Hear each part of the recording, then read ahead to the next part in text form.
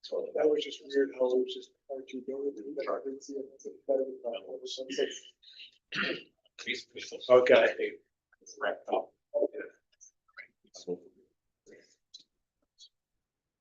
Our internet phones and everything went out, and they got bigger yesterday.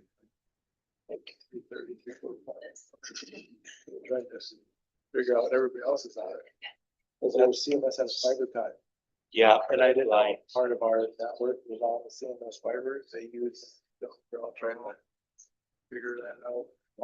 They hooked us up last week. Oh. Fiber, but they couldn't, it's too hard. There's one wire on top, I think what, could have waited.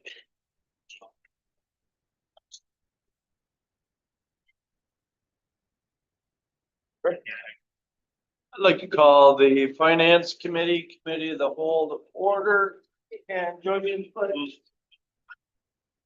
I pledge allegiance to the flag, United States of America, and to the republic for which it stands, one nation under God, indivisible, with liberty and justice for all.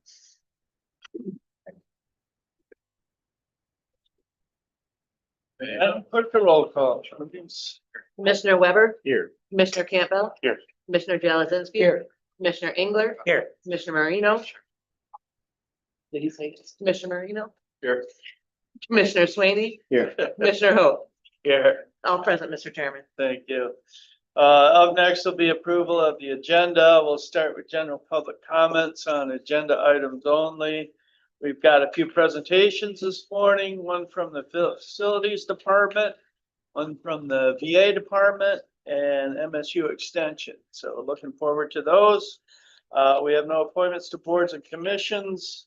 We have several business items under committee reports, and then no intergovernmental affairs, no administrator controller issues, no unfinished business, no new business. We'll have general public comment open to anything towards the end, and then announcements and adjournment. So with that, is there a motion to approve the agenda? So moved, Jalazinski. Support Marino. Been moved and supported. All those in favor say aye. Aye. We have an agenda, and up next is general public comment on agenda items only. Anyone for general public comment? No one online? Okay, and no one coming up, so we'll move right along. Presentations and special reports, facilities department, Steve Shoemaker, director. Morning. Morning. Morning. To get started, I've got some handouts. I think I'll give a little more information for everybody. They're not pretty and color coded, but they are, got the details to them.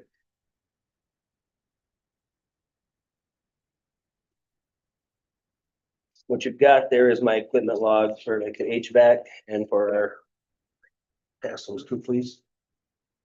And for our generators, it gives you an idea of what we have for equipment. It gives you an idea of the ages of the equipment. I've sat and go planning sessions with the board and stuff like that today and talked about how their equipment is. I think that will kind of show you based on those years. You'll notice at the bottom, I put the average life expectancies of each piece of equipment, so you get an idea of how old our stuff is. There is 5 employees in my department. There's 2 full-time custodians and 1 part-time. I have an HVAC technician and a general maintenance technician. We take care of custodial services at 7 of our buildings. Just a little fact to think about, just a small thing, is there's like 270 county employees. Think about how many desks, chairs, filing cabinets, bulletin boards, all kinds of stuff. I mean, it seems small stuff, but it's time consuming. I have a very good group of people. I'm very proud of the way they work. I'm very happy to have them and lucky to have them in my staff.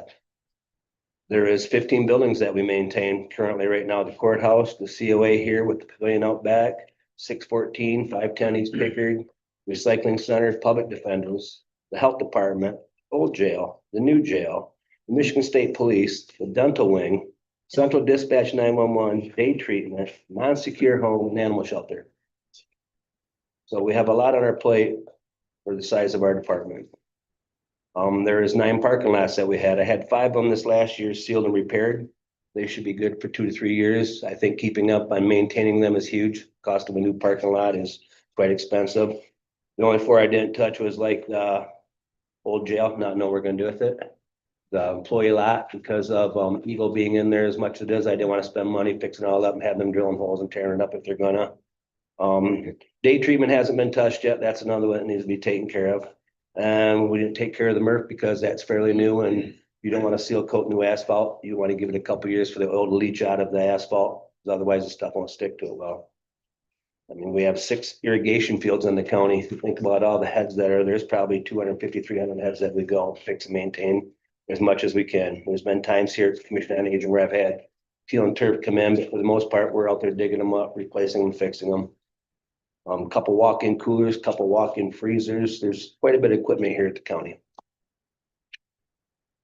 In a nutshell, that's about what it is, gentlemen. I mean, I hope you can take a look at what I showed you and showed you the age of some of them. I mean, you've got 21 furnaces that were built in 1997. Think about how hard it is to try to get OEM parts for that stuff, something that's gonna fit and work. It gets struggling. We've got a couple of them down now that I'm probably gonna have to replace, no choice about it. But we've just waited so long that this is what we're coming to, where now I have to turn around and do an emergency basis where, hey, we gotta have this, especially this kind of weather in this climate. It's coming. But like I said, I have a good staff. I'm very proud of the way they work. They work hard for me and they treat me well. I try to do so. Do you have any questions, anything you'd like to ask? I was gonna say, I appreciate the fact you put this out on paper. I mean, we go to the different facilities of the county and we don't think about what is needed to operate those facilities. And it's quite a difficult job you have, especially with the age of some of these components. Yep, Thank you. thank you. Yeah, I do appreciate you've been spending a lot of time trying to figure out what the maintenance are going to be and when they need to be replaced. Similar to what the roof is, we know it's gonna have to be replaced, And so. I'll be totally honest. I mean, we're not doing all the PMs, everything that should be done because we just don't have the staffing for it. I have to pick and choose what's more higher priority, what takes our time, and what we have to let slide. Are the majority of these furnaces, are they boiler systems? No, those are just furnaces. The boilers are listed on there as well. Those are all forced air residentials. I didn't list anything in the old jail, even though we're still maintaining that. Because hopefully we're not gonna be much longer.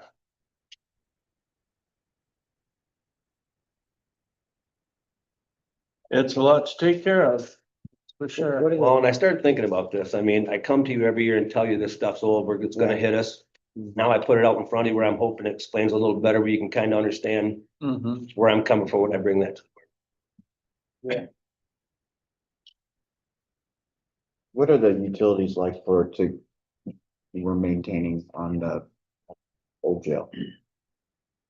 Quite a bit.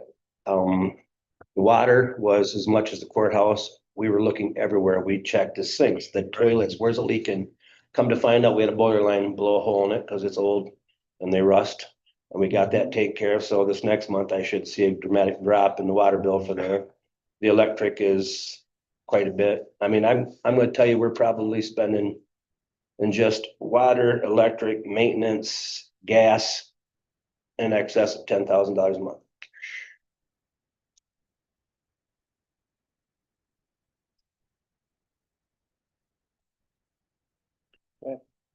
I don't mean to burst your bubble either, because I was in there a couple days ago, went through, I found 2 leaks, so. We're at, we'll talk. Yeah, I mean, we're in a building where there's not just people in one end of it. Like I said, we don't have time to walk through that every day or every week. So I mean, somebody sees something, please let me know, but I worry about Been that. having them when they do the prison transports, just when they're waiting, just to kind of walk through and look. I found 2 on I was there. So, Well, Scott or Small John would one. put in a ticket, yeah, but yeah. small ones become I get big it. ones. So, yep, thank you. Yeah, as you know, probably 4 or 5 years ago, we were starting to have problems in the administration building with the plumbing leaking and breaking pipes, so. You know, That that's black all gonna pipe. be, huh? That black pipe doesn't. last. Black pipe was leaking. I know there's third floor was leaking and, yeah, so. Yeah, unfortunately, we gotta rebuild the administration building, but at least the plumbing, electrical is all gonna be put back in, so that'll last a long time. We were looking at some of the conversation before the asbestos and everything got in there, or we were gonna have to replace the plumbing in there, so. The asbestos was a bad deal for the county. It was an expensive deal, but a little late tunnel is, you're right, all that stuff that was old that need to be repaired that you weren't gonna do easily by tearing it all up. Now we have the ability to do it and make it last for many years. You guys were in the toilets quite a bit years. Tell you so. Which is not nice, so at least that's gonna be, I mean, you know, it's unfortunate, but it was gonna have to be. Redone anyways, the plumbing was. Yep. I think when this building is done, it will be much more economical, less maintenance, better all around for everybody once this is done. Just for the fact that we are updating everything, taking it from Efficiency rate. 1972 all the way up to now. So I mean, that's 50 some years. That's a big difference for equipment. Yeah, it'll be a lot more efficient. I believe so as well.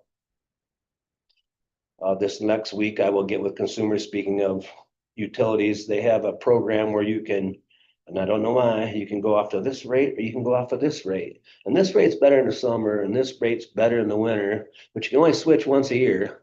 So I'm gonna get with them now that we've got several months in at the new jail and just see what makes the most sense to switch whatever building to a different rate, but there's just, my department does not bring in money to the county. All we can do is try to save it.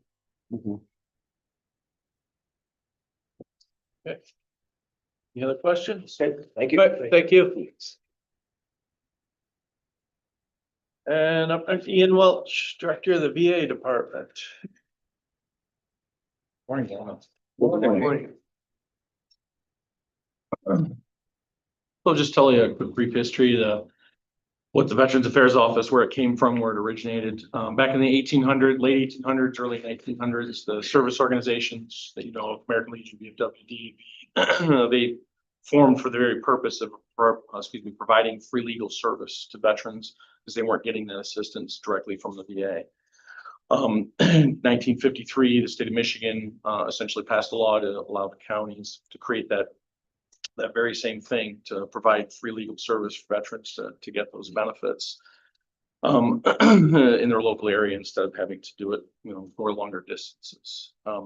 Primary purpose of the Isabella County VA is to assist veterans and their families in obtaining their entitlement to VA benefits, essentially manage the bureaucracy that they otherwise wouldn't be able to do upon themselves. When I first started back in '98, the VA had done a study because they were curious that why different states were getting different benefits, you know, what was different about Illinois versus Wisconsin or something like that. In that study, after it all came back, they actually found that we VSOs help veterans get over $5,000 was the number they gave at the time. But the point is, we help a veteran get on average more money than they would if they just filed the claims on their own. So that's the purpose of the office, is to help them get those missing benefits that they might otherwise lose.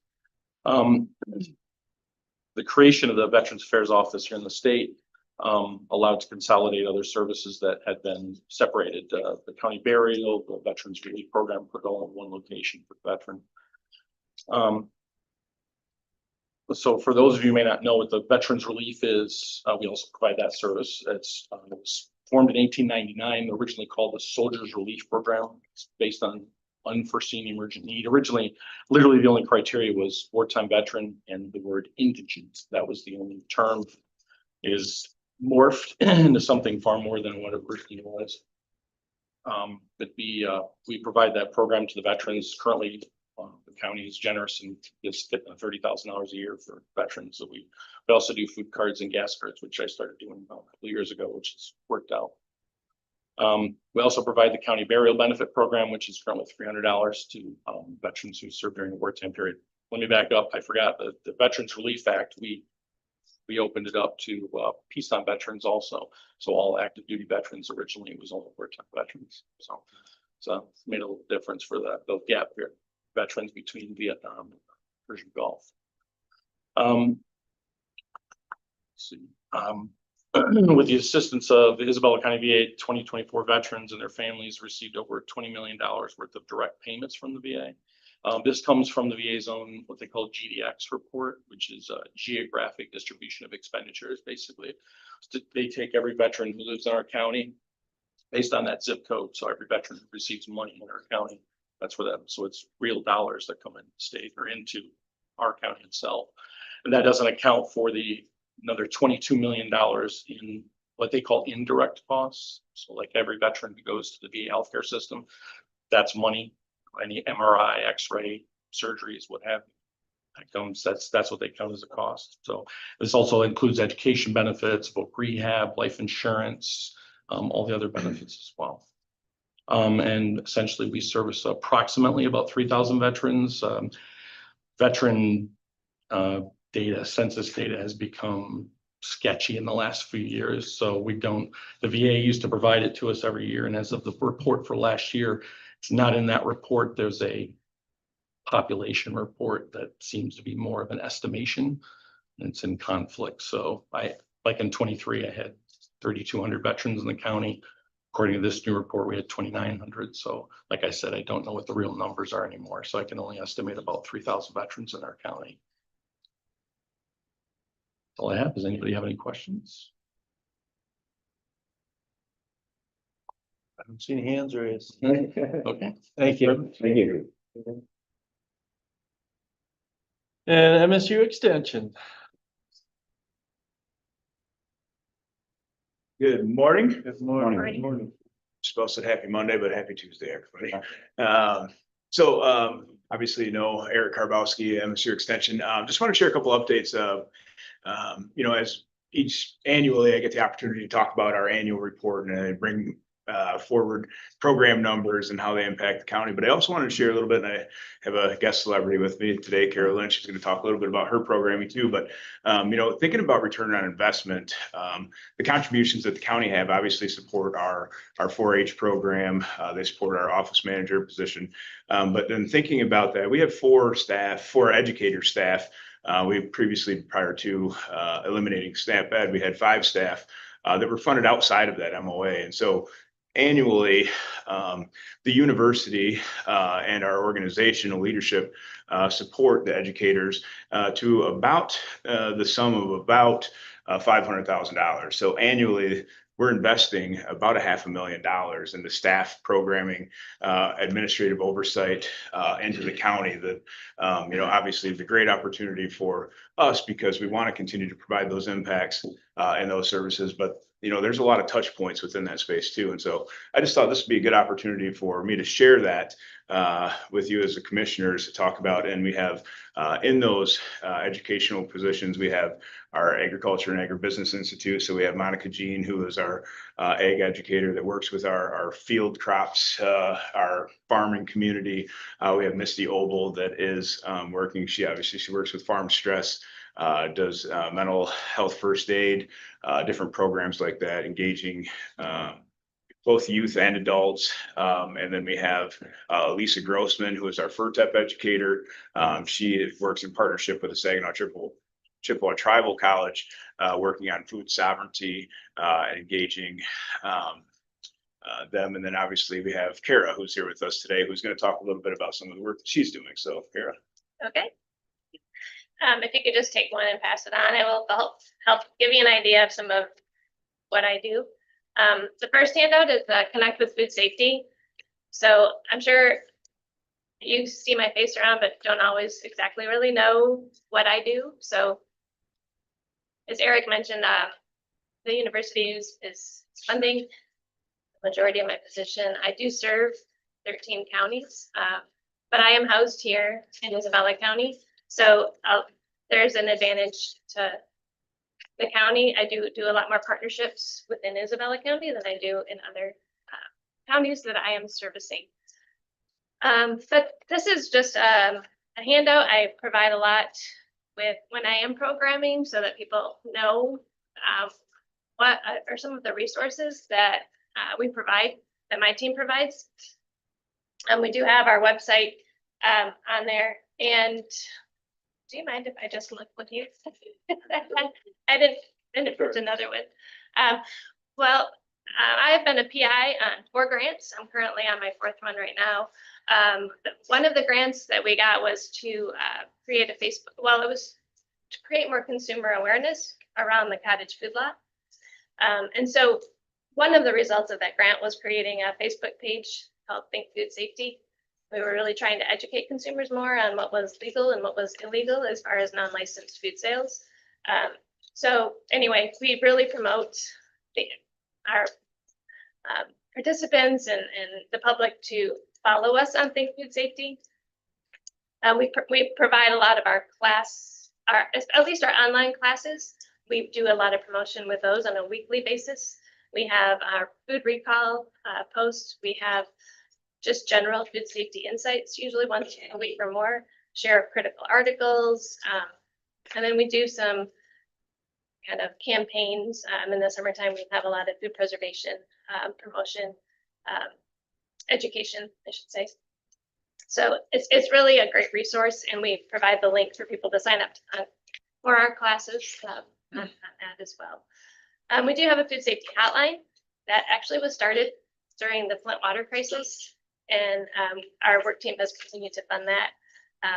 I covered December and January. We rotate through all of the educators for who covers, and I just got a call this morning on the hotline. So it's been a great resource for people to utilize. Ask Extension is on there. I don't know if you're familiar with Ask Extension, but that's a extension-wide resource. So people that have a food preservation or a food safety related question will submit a question to Ask Extension, and then it gets routed to one of the food safety experts, such as myself. But it's also an extension-wide. So people that have a question about pests or insects or soil health or gardening, I mean, there's a huge, it basically entails anybody who's an educator with an extension is on this portal, and they'll route that question to the appropriate expert. So like, I know my mom used it last spring when she was having a certain insect that we weren't sure what it was at her house. And so we took a picture, submitted it there. It's a great resource. We do pressure canner gauge testing. That's a service we provide for people that have a dial gauge pressure canner. So that's free service. And we try to promote that as well. We tried podcasting. We do have a few podcasts. We weren't getting a lot of traction with that. So we put our efforts elsewhere, but we do have some educational videos that supplement a lot of our programming.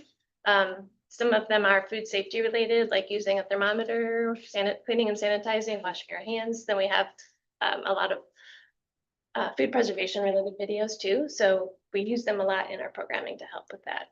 But on the back, it does detail all of our, not all, but a lot of our programs that we do offer.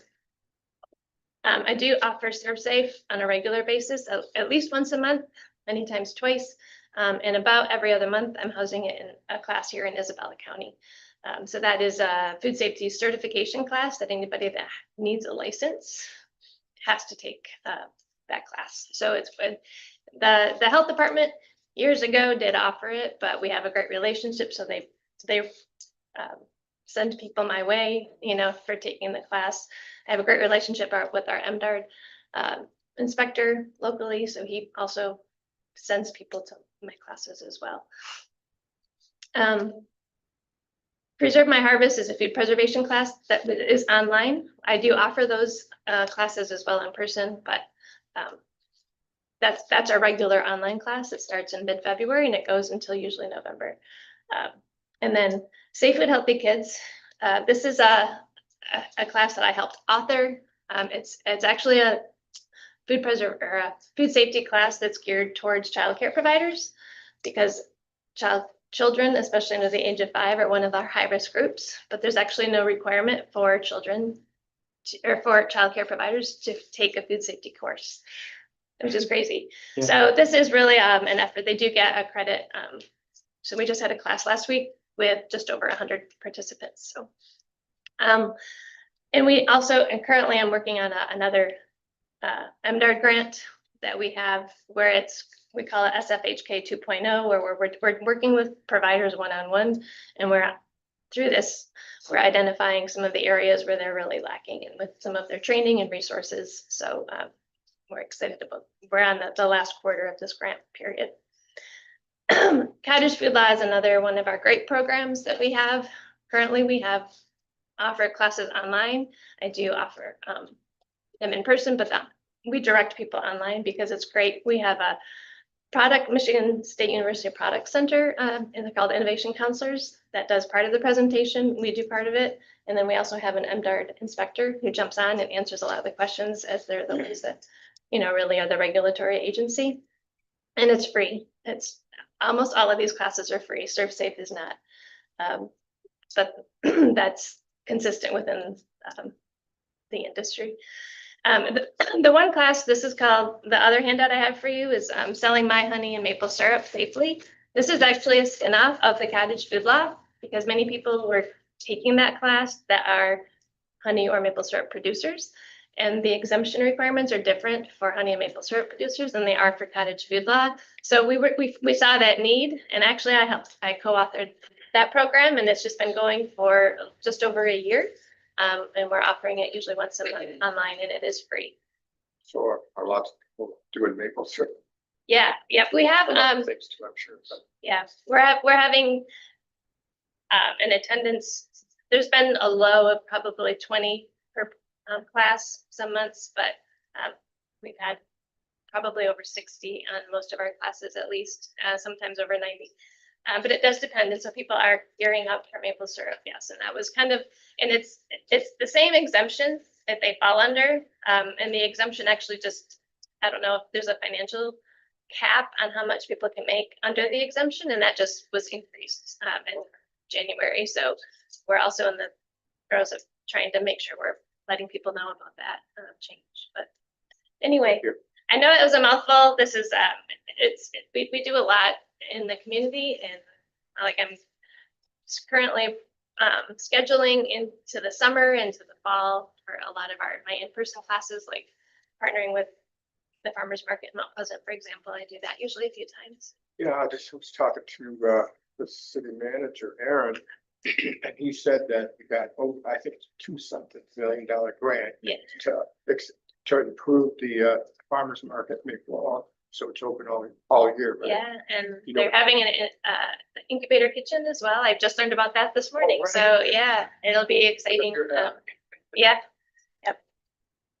So questions? Other questions? Eric mentioned food sovereignty. Can you talk about that? Yeah, so we are, that's one of the initiatives that Elisa Grossman, I would be happy to bring her back in to talk about that too, but talking about and working with this right now is focused on our tribal partners, teaching them and working with them kind of like about food security. How do we secure, I think they're working on like different projects like with wild rice and native foods and things like that to kind of make sure that there is sustainability within, their culture. And so, and it can stem beyond that too. I know that Paul Gross actually works on the side, working with them a little bit too, just, helping, meet them where they're at, but then also like, what are some of these indigenous foods that we can continue to preserve, keep that space. So there's a lot to it, but that's like the 50,000-foot view of it. Okay. Yeah, and I did teach 2 different days last year. I did an in-person hands-on food preservation class with the tribal members. I've heard the term, but didn't really know what it meant. Yeah, it's really interesting work. Not so much questions, just a comment. The support that we give to the extension services and everything, there's a British term called penny wise, pound foolish. Our investment in what we do for the extension, what we get in return is just unbelievable. I really am amazed that we get criticism on that, because it's not even close for what we get, not only for the agriculture community, but for the food safety. Everything you do, we appreciate. We could never do it by ourselves. So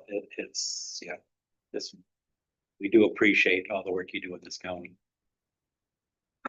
Thank you. Appreciate the support. Yeah, Say, those complaints don't come from farmers. They appreciate what you folks do. Any other questions, comments? Okay. Thank you all very much. Appreciate your support too. You take care. And brings us down to committee reports, and we'll start, Commissioner Jelasinski, would you, present item 1 for us, please? Certainly. Consider ratifying and placing on file the January 16, 2026 invoice list in the amount of $2,328. Oh, $2,328,359.56. The January 23rd, 2026 invoice list in the amount of $517,256.15. And the adjustment list dated January 15, 2026. Walk us through those, please. For the January 16th, 2026 list in the amount of $2,328,359.56. The general fund portion of that is $147,023.42. This list was sent out prior to the Board of Commissioners for their review and if they had any questions. This first page indicates any invoices that are over $5,000. What you'll see on this first page is that there's multiple ones for Great Lakes Bay Michigan Works for rent and various employment services that they maintain. We also have treasurer's second disbursements for the tax, with the big one of being $1,553,932.20 to the Gratiot Isabella Intermediate Schools. Okay. Any questions on that list? Next, we have the January 23rd, 2026 invoice list in the amount of $517,256.15. The general fund portion of that is $44,616.19. And here again, we have a large amount of Great Lakes Bay Michigan Works payments that went out. We also have some information systems for firewall and software assistance. And then we have another quarterly distribution from the treasurer's office for $29,688.31. Okay, any questions on the January 23rd list? Okay, Next we have is the adjustments list dated January 15th, 2026. There's a lot of different dates. We have the December 12th, we have the December 19th invoice list, the December 26th invoice list, along with the January 2nd and the January 9th. These lists are produced to before being printed. Any ones that are invoices are added to avoid late fees or to correct any errors that were made. So you'll see the traditional Consumers Energy, Gordon Food Service, DT Energy Consumers, Gordon's, JP Morgan, and the usual ones that we see on a regular basis. That way we can get those early discounts. okay, any questions on the adjustment lists? Okay, seeing none, we will move that item to next week's regular meeting. And item 2, Commissioner Slaney.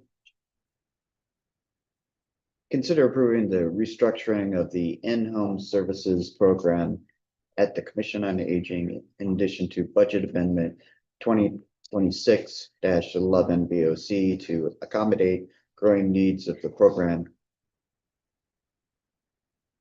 Morning. Morning. So our in-home program is, they're basically the gatekeepers for everything that takes place here at Commission on Aging. If anybody calls and needs help with anything, they go through that they flow through that program first. So our case managers, they work with every individual that we provide services to. In that program, currently We have a program manager that is overseeing 15 of our staff. In addition to with that program, just like our Food with Friends program and our foster grandparents and companion programs, they're grant funded, well, a lot of grant funded. And so there are a lot of responsibilities as far as keeping up with the grants and all the financials and everything that goes along with that. And it's very important in order for us to be able to keep that funding.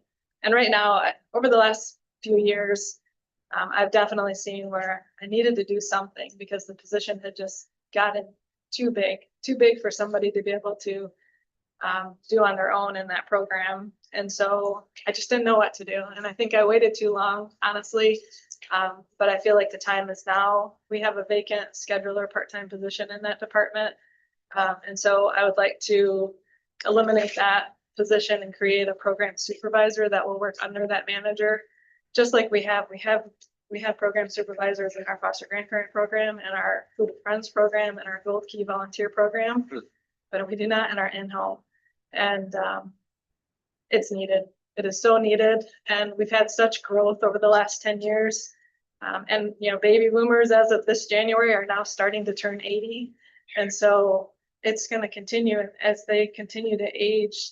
The need is going to continue to increase on what is on our staff as well. And so I think we need to, this infrastructure will help us to be able to absorb more changes because I can see that coming. We're going to have to focus more of our resources on that team to support them. And in the current structure, I couldn't do that. I couldn't do that to that position. And so I think by adding the supervisor, it'll provide the support to the manager, but also will take off the aides. We have 10 aides, in-home aides, and they're being forgotten, I think, a little bit as well. And not intentionally, it's just we don't have the manpower to really keep up with what they need as far as their training and just that direct one-on-one help with them and making them feel more a part of our team because they're not here in the building every day like everyone. So I just think this would be really a really great solution for us for right now. And I, like I said, I do foresee more changes coming in the future. I was able to, by taking off the scheduling position, I had actually budgeted for this year, the parking lot reseal, but Steve was able to get it done last year. So I had that in this year's budget as well. And then I had just a little bit to go through. So I was able to, through the budget amendment, make it work without dipping into our fund balance at all. So we were able to absorb the cost of this. The supervisor position did go to the Wage and Compensation Committee and they scored it just like the rest of our supervisors and the ones across the county as well. So it's in line with all the positions as far as the duties and minimums. So I think this would be a really smart move for us and for our team. Yeah, I always know that extends people's time that they stay in their house, and that's so important Yeah. for a lot of reasons. Yes, absolutely. So glad this is broken. One thing I'd like to point out, and she had it in her staff report, is that in 2015, the in-home program served 505 clients and provided 9,680 hours of service. In 2025, the in-home program served 658 clients for a 26% increase and provided 13,266 hours for a 31% increase. That's, I think, is pretty crucial to make sure that you and that the public that's listening hear those numbers. And it's gonna keep going up. I For was sure. gonna say, it's not gonna go. It's not gonna slow down for quite a long time. Yeah, That's why they call it boom. exactly. It's a big boom. Did we do a similar, did you do a similar restructuring in the, We did with our Gold Key program. okay. We added the second support for that one. Mhm. Just with them, we're serving over 300 active volunteers and it was falling on the manager. So we did Yeah. add that. That we changed it was just an office clerk position and we changed it to a supervisor because that position was actually doing the recruiting, doing the training, the orientation, the scheduling. They were working as all our other supervisors worked, but we're at a different classification. So within the wage study, that changed. Great. Okay, yeah, good. Yeah, I'd like to commend you because you've done something that I've been promoting for years, and that is within your budget, coming up with creative solutions and to manage that. And that's what you did. So, yeah, I really commend you. I think if more department heads understand that, be a little creative and, staying within your budget, coming up with a solution is gonna work better for everybody. So I commend you. Thank you. Take that this time, because I made. Yeah, well, it's, we all work at it. Any other questions, comments? All right, thank you. Thank you. Thanks. And item 3, Commissioner Weber. Consider approving the updated compensation range for parks seasonal employees and permanent part-time park rangers, allowing rates to be set between a minimum of the current state of Michigan minimum wage and a maximum of the current rate for grade 1, step 10 of the county wage scale. Morning. Hi. So the way that the Parks Department sets compensation rates for our seasonals, and then we have 5 permanent part-time rangers, is a little different than other county employees, because there's so many complexities with hiring those seasonals, and they all have different years of returning and different levels of experience. So years ago, the previous director brought forward a plan to use the county scale to set guidelines for a range, but to take those employees off of the county scale. And so we've been operating that way for the last at least 5 years. And it works really well. So what this is not any change to our process or the way that we function. It's simply updating those guidelines that sort of put the parameters on how we're setting those rates. Obviously, we just adopted a new wage scale as part of this wage study that happened countywide. So what was happening was we previously, for these employees, this group of employees, if you looked at the 2025 and prior pay grades, we were using grades 1 through 6 on the old pay scale to set their rates. The new scale that is there was approved for 2026 and going forward after the Amy Saul study has less pay grades than what our old scale did. So actually the 1 through 6 that we were using prior, all of those pay rates fit within grade 1 on this new scale. So what we would like to do is just get the formal approval to continue using our same process, but have formally moved over to this new these new pay grades using only grade 1.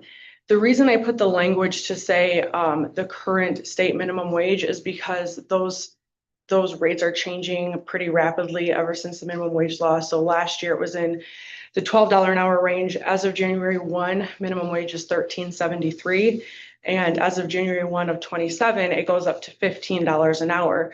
So rather than me coming back every year and changing the bottom of this scale, if we just say, okay, we know we have to pay state minimum wage anyways, that can be the bottom of our scale. And then going up to the top of grade 1 is really, really close. It's only 26 cents different than what we were at with the top of grade 6 on the old scale.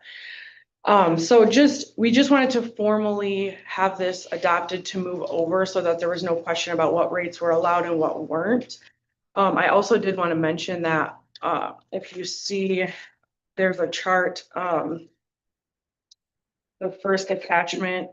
Well, mine doesn't have that, but maybe it's not in here. Did you have a chart in there that shows, there should have been a chart that shows different employees? Okay. Well, the 2 pay scales, but I also had put together, maybe it's not in there. So it didn't get included, but there is a sort of structure that we do within our department too. So if someone hires in brand new, we're gonna pay them at a set rate up to a maximum. So I just wanted to make it clear that this whole grade 1 from the bottom to the top is not gonna be available as a pay opportunity for a brand new seasonal who comes in as a gate attendant. We're still setting limits on those within the department. So we're setting rates. We know exactly what we're gonna pay a brand new employee. We know what we're gonna pay a park manager. We know what we're gonna pay our returning employees within that range. We just are only using the 1 grade because of this new Amy Saul scale having so much fewer grades, if that makes sense. So, any questions? What is your retention on seasonal who come back year after year? You know, I don't have data on that. I would like to. We were just talking about putting together some data on that to see and to try to figure out if we could find a pattern about what is making people come back versus what's not. I unfortunately don't have any data, but I love I know data, so I. sometimes you have people come back every year and then you got 1 year and they're gone. Yeah, and we have a group who have returned for like 4+ years. Some people have been coming back for 10 years. Sometimes you get one where, you know, they're a college student and so they come the whole time they're at CMU and then they move on and if they don't come back. Sometimes there's frequently people who work for one season and then by the next summer they're at a different place in their life where they can't work seasonally. So we just had conversations with staff about trying to look into some of that data and figure out what the magic potion is for making them want to return every year. Yeah. Yes, sir.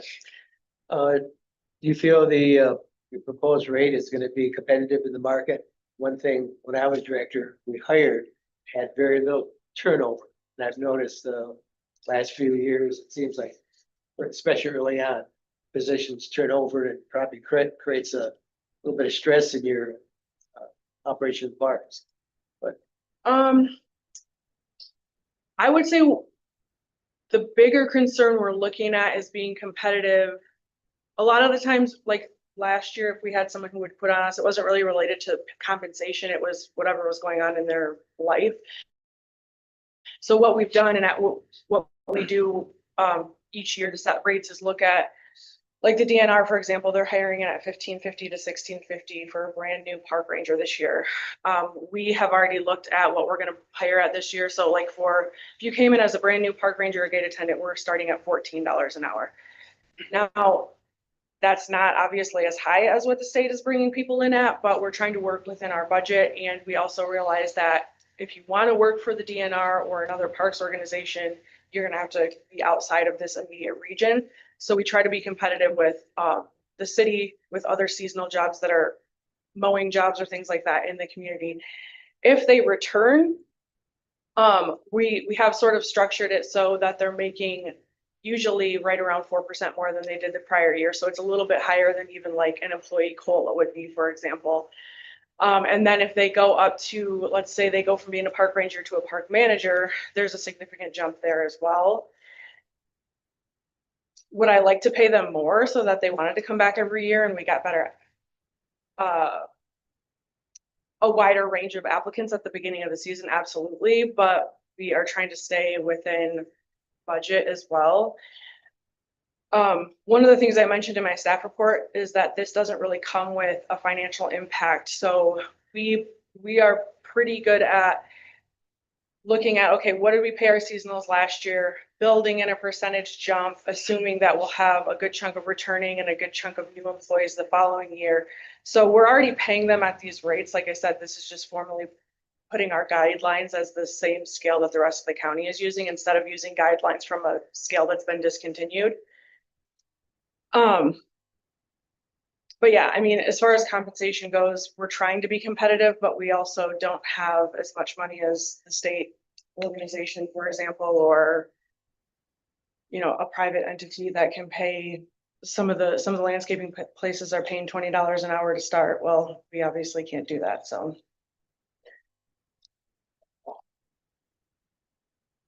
Okay. Any other questions? All right. Thank you. All right, thank you.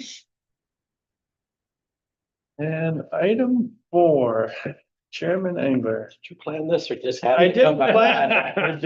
All right. It just fell that way. Yep, consider approving the partial termination request for Mary Ann Engler, PA 116, and instruct Isabella County Clerk to forward the approved resolution to the MDA Farmland and Open Space Program. Okay, full disclosure, this is my mother's estate. My father passed away, as you notice in the contract. My sister Linda Mead signed it. My mom's in a memory unit, so she has power of attorney. What happened here is 0.04 acres. And one of my neighbors have a new septic tank put in. And so it would not fit in the property with the buildings and everything in there. So my dad deeded that over to her. There was no money exchanged, so that would fit into the septic field. So 0.04 acres, you can see it's a little triangle spot in there, but basically that's what it's about. It's just cleaning up the 160 because the rest of the farm is in 160, so. And I will not be voting on this next Tuesday. It's one of the few times that commissioners is allowed, we have to vote on every issue, but this is one where there could be a conflict, so I will not participate in the votes. Any questions? All right, thank you. And we'll move that item to next week's meeting. And item 5, Commissioner Campbell, would you do that for us? Consider approving the contract between the County of Isabella as the fiscal agent for the Great Lakes Bay Michigan Works and the Gratiot Isabella Regional Education Service District, GIRESD, for rental space beginning October 1st, 2025 through September 30th, 2026, and authorize the board chairperson to sign the same. Yeah, so the Great Lakes Bay Michigan Works is a 5-county regional service district, and one of the locations is in Alma. So this is just leasing space for the Alma One Stop Center with the Gratiot Isabella Regional Education Services District. As you can see on here, an RFP was done previous, I believe, last year. And so this is a 1-year contract through September 30th of 2027. Okay. Any questions on that? With these funds also being paid by, Great Lakes Bay Michigan Works and not a general fund cost. Okay. Very good. We'll move that to next week's meeting. And item 6, Commissioner Marino. Sure. Consider approving budget amendment 2026-10B OC to move budget for public defender contracted attorney to its own line item and to satisfy MIDC financial reporting and authorize the board to sign the same. Hi. Morning. So what this is, we have, 30 to 40 different line items under the 260 fund. But according to MIDC, we only have 5. We have salaries and fringes, contractual services, experts and investigators, indirect costs, and supplies and services. And so all those different line items kind of get funneled down into one of those 5. So when we do our quarterly reporting, it's kind of putting all those into separate items. Contractual services is one of our largest MIDC line items. It covers the contract attorneys, covers one of the our wireless or our paperless program that we use in the office, some other things. According to MIDC, that's actually broken down into 2 separate things: contracts attorneys and contracts other. So what this budget amendment is doing is kind of separating that into 2 different line items to make our quarterly reporting easier to comply with the MIDC reporting standards.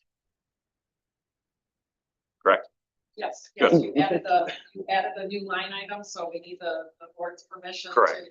establish a budget for that line item. Ms. Whitmer actually created the line item, not. Simple enough. Any questions? Yeah. I got a question, has nothing to do with this item, but it's first. Why I got you here? Sure. What's Juvenile. going on at the state, with the juvenile? You caught it. I'll be back here in 2 weeks to present on my department, and I created a PowerPoint presentation that Ms. McKinley edited for me because I might have screwed it up a little bit. But I have a slide in there about the updates on the juvenile delinquency stuff.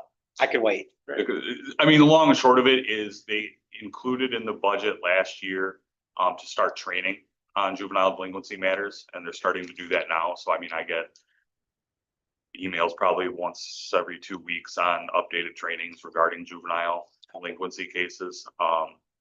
My guess is probably not fiscal year 27. I just got informed on Friday that they're actually bumping up the date that our grant application is due this year. So instead of being due at the end of April, it's due at the end of March. So, I've already started working on that. So I don't think it's gonna be fiscal year 27. My best guess is probably fiscal year 28. Appreciate the update. Yeah, I look forward to that. I do too. I do too. I don't know if Mr. Kowalczyk does, but I do. Any other questions? All right, thank you. Thank you. And we'll move that item to next week's meeting. And item 7, Commissioner Jelzinski, we're back to you. Yes, consider approving budget amendment 2025-25 BOC to increase operating transfers out to cover 678, which is a self-insurance fund, and authorize board chairperson to sign the same. Good morning. You handled the last one so well, you can handle this one for me too. So, at the end of any fiscal year, we can't let a, fund balance come in at a negative. The self-insurance fund, was showing a negative fund balance, of this exact dollar amount that I have on this budget amendment that I'm asking for. The only way to, for us to get that down is to, without actually moving cash has already been moving into this fund to fund it. Self-insurance fund, by the way, is where that HRA portion of our employee benefits goes through. It's also where your self-insured prescriptions are going through.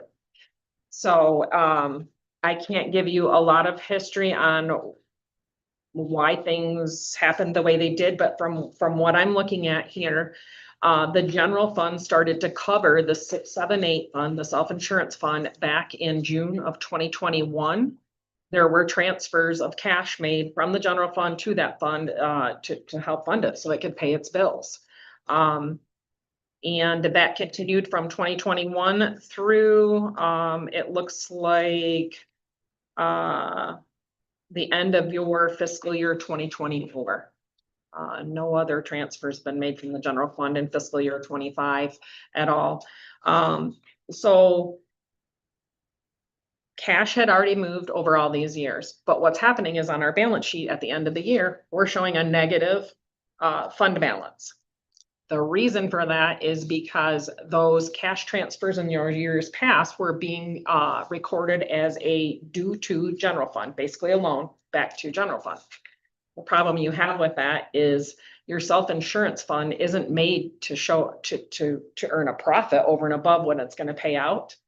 And there is no way to collect more money. And I don't think, just glancing at this over the years, since no payments had been made back to the general fund over these years, the total balance, by the way, was $575,000. If I had to speculate, I would just say that apparently the county was paying out more in HRA costs and the prescription costs than what departments were being charged for. And most likely probably didn't go back and figure that out and then go draw that money back from those funds. Now, keep in mind, general fund makes up a good portion of that. So general fund was going to be footing a big portion of this bill anyway. I do want you to know that the self-insurance fund as of right now is looking okay. It's doing good. General fund hasn't had to even worry about footing any more money, pushing more that way. I've actually been able to collect a little money from the self-insurance fund and put it back into the general fund. I felt comfortable making a transfer here last week of $141,990. I want to wait a couple months, look at it again. If it's still carrying a positive balance, more than what it needs to function, then I'll go grab some more and we'll put some more back into the general fund. But in order to get this balance sheet, to get our fund balance to zero, we got to at least come in at zero. We can't come in at negative. The way to do that is to amend our budget, call it a transfer out for the dollar amount that we are showing negative in that fund balance. Again, this is not cash. We're not moving any cash. Cash moved in the years past. The only cash I'll be moving is to pay the general fund back. But this budget amendment, what this does is instead of calling that dollar amount a due to, I'm suggesting to you, call it a transfer out. A transfer out means you don't have the expectation of getting paid back for that at all.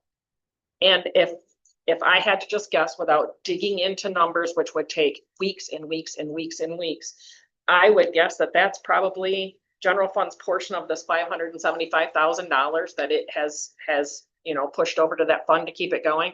I would guess that general fund's portion of that is way more than this 233,000. It is my intention, as I said, though, to keep collecting from the self-insurance fund to get the balance paid back to the general fund. I want to keep collecting on that as best we can. And if for some reason that self-insurance fund ends up way in the positive, keep in mind, we can go amend our budget and do a transfer out from the 678 fund and take this money back if we need to. But again, to close out our fiscal year, I can't let that fund balance come in as a negative fund balance. And so by reducing your due to general fund and general fund calling it a transfer out, that means that's revenue coming into that fund. It reduces that liability. It gets us to zero on the balance sheet. Any questions on that? You know, these aren't the kind of things that we like to hear, that we have to take care of it. At least it's not. The only thing good I can say is at least it's a non-cash transaction right now. For us to finish out our year. I will say, I think you have done a great job at educating us on financial procedures. You're beginning to where we know more about it than what we did, so. Awesome. And I welcome any questions you have at any time.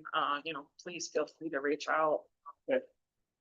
I know some of these aren't things we really want to, we're like, oh man, really? We're at 233,000, but I at least want you to try to understand what I'm looking at when I'm reviewing things and why I'm coming to you. You know, this would be a big finding in an audit. So that you know, my job is to make sure we don't have those kind of things happen. So. Right. Yep. Okay. Any questions? All right. Thank you. Thank you. Yep. And that completes our business items this morning. And that'll bring us down to general public comments. Anyone for general public comment?